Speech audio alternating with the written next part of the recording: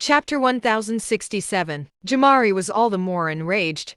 He had not been able to gain the upper hand and had even been forced to retreat. Unlike Ryder, Jamari had no intention of dying with his opponent in battle, so he could only take a step backward before swinging his sword at Ryder's neck. Ryder's dagger was too short to reach Jamari from such a distance, and he had no choice but to deal with the attack instead. An explosive sound rang through the air, and a wave of rampant spiritual energy surged out into the room. Following that, Ryder and Jamari continued their vicious battle once again. Ryder was focused on fatal attacks, going for the kill in every move, sometimes even uncaring of his own life as he lunged at Jamari. Despite the fact that both men were peak ambience level, Jamari was pushed back repeatedly by Ryder's ruthless attacks, which caused him to turn red from the humiliation. The crowd had worried looks on their faces.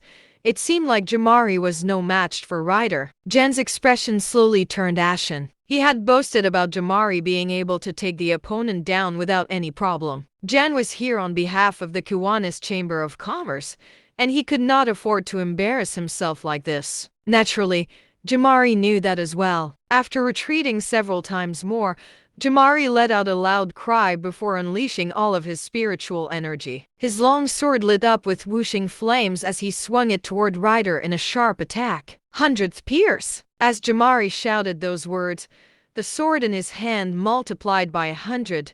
The sword spun in circles around Ryder, stabbing at various parts of his body. That was probably one of Jamari's ultimate moves. A brilliant wave of sword energy pierced through the air in a series of howls, and the air within a dozen-meter radius was enveloped in it. Wesley turned pale at the sight. The move seemed so powerful that there was no hope of going against it. Wilbur, however, merely took another casual drag of his cigarette. At the same time, Ryder let out a cry as spiritual energy surged out of his dagger.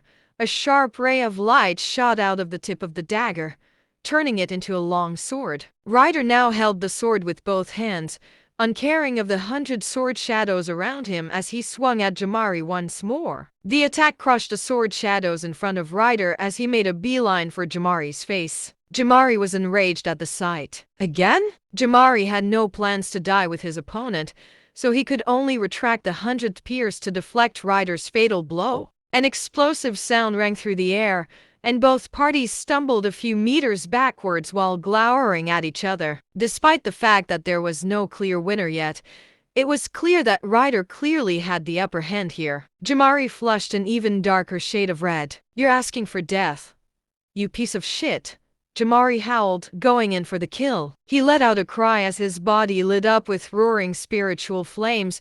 The flames on Jamari's sword burned even brighter, and even a few mysterious runes appeared on it. A powerful spiritual pressure rolled out at once, spreading over a dozen meters in no time. Pre-sanctuary level. Someone who knew a thing or two about cultivation called out in shock. Jen smirked smugly, taking a drag of his cigar. Vale and the others finally began to smile as well. Even if there was the slightest gap in skill level, it would be enough to wipe the opponent out completely. Ryder was all the more terrified of the spiritual pressure, his breathing growing short as he looked at Wilbur shakily.